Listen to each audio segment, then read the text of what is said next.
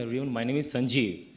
I'm working here in Land Marble Company as an admin executive.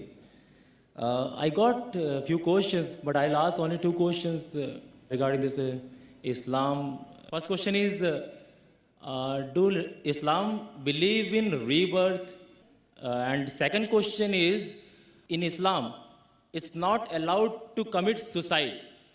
But many people that in Pakistan, in Arabic countries, they are blowing themselves up and they are killing many people.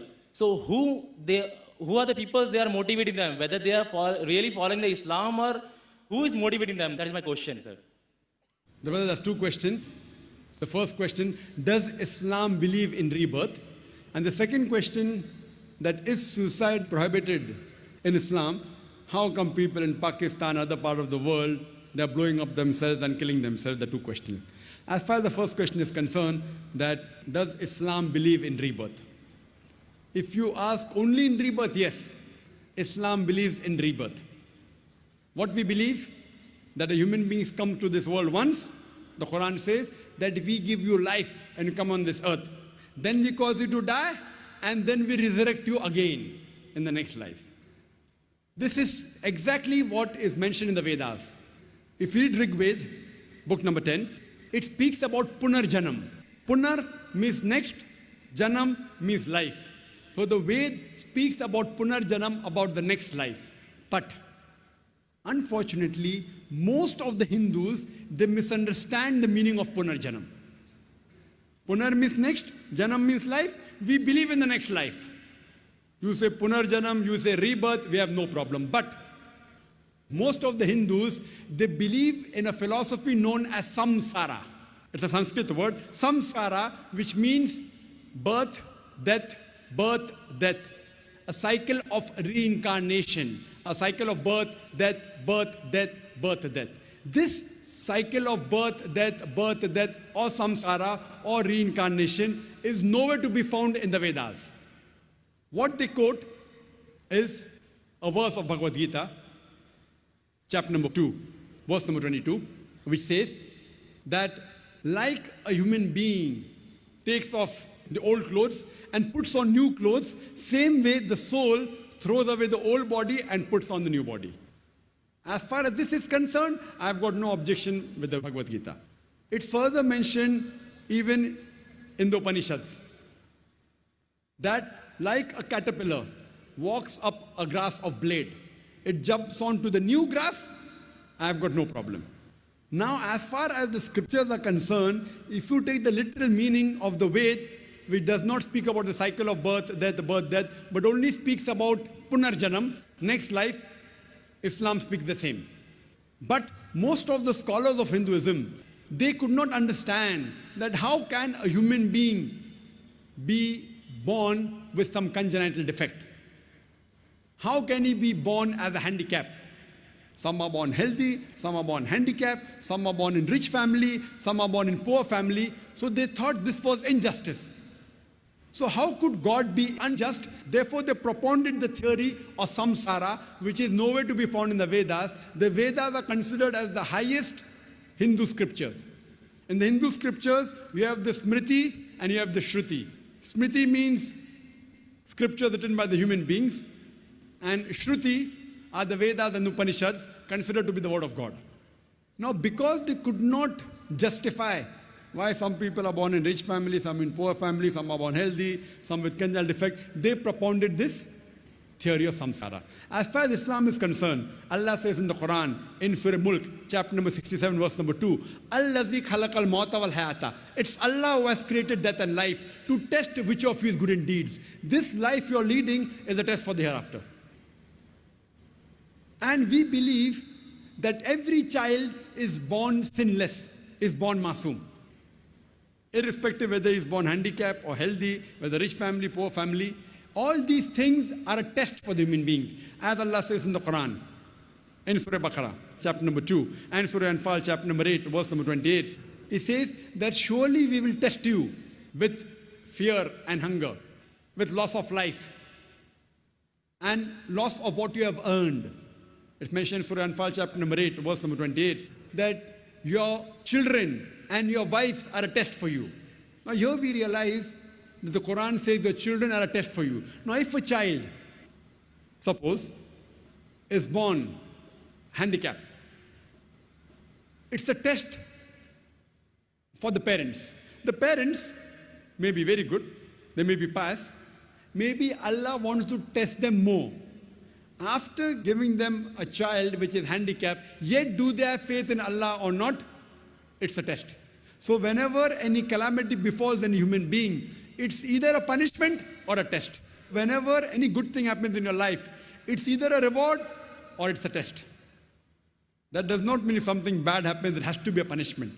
It can be a punishment, it can be a test. If something good happens in your life, it can be a reward or it can be a test. So here Almighty God is testing the parents, that do they have faith in Almighty God? So if a handicapped child is born, the parent may be an average Muslim, and if he says, oh, why my child only has to be born handicapped? Why my child has to be born with a congenital heart disease? Allah is testing them.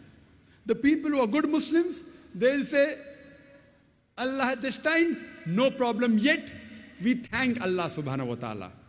And more difficult the test, more higher is the reward. To pass a simple graduation of BA is easy. But to pass MBBS is difficult. The moment you pass MBBS, in front of a name you get doctor, DR full stop. Higher status. Examination is difficult, the honor is more. So Almighty God tests different people different way. The child that is born, what the Hindus said, the Hindu scholars, in his previous janam, in his previous birth, he did a sin, therefore he was born handicapped. They didn't have any other justification.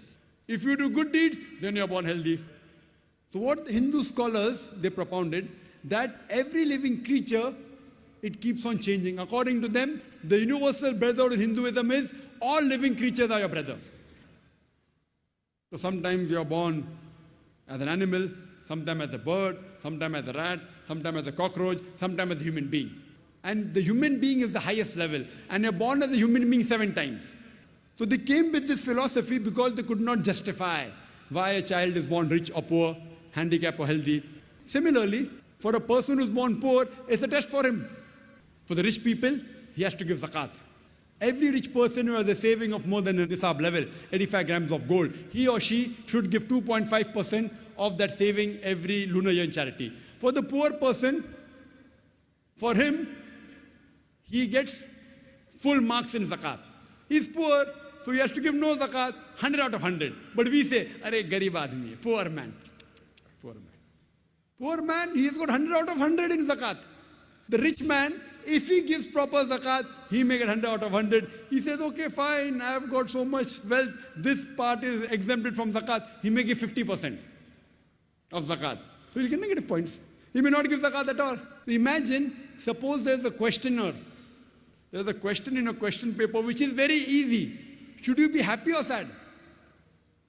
So when a person is born poor, actually in zakat, he gets 100 out of 100. Therefore, beloved Prophet said, it's easier for a poor man to go to Jannah than a rich man.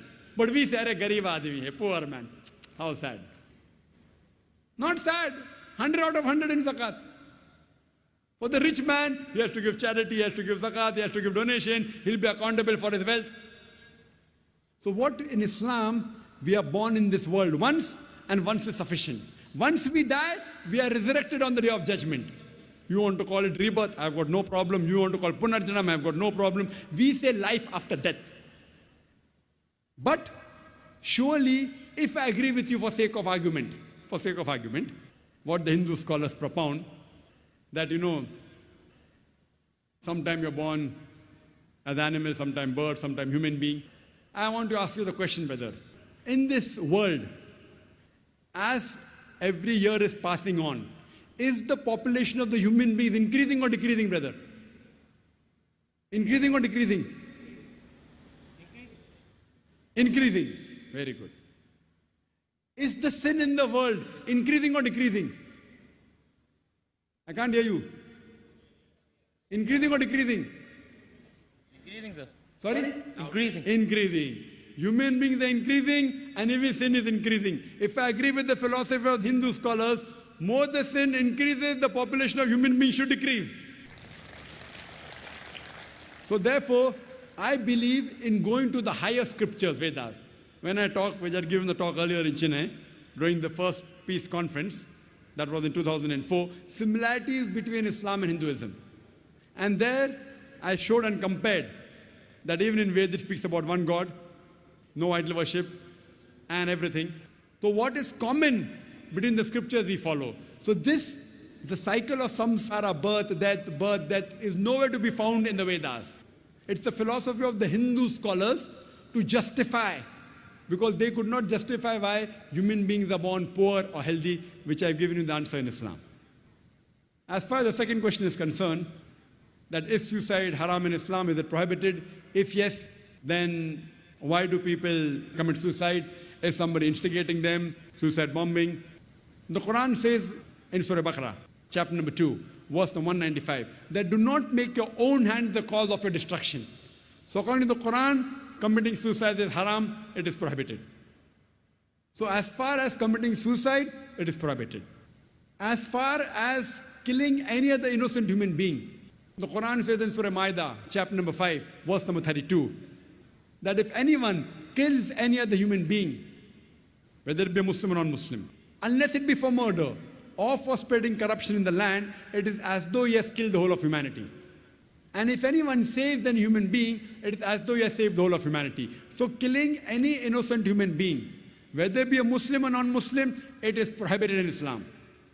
So if anyone, whether he puts a bomb without killing himself or with killing himself, if he kills an innocent human being, it is prohibited.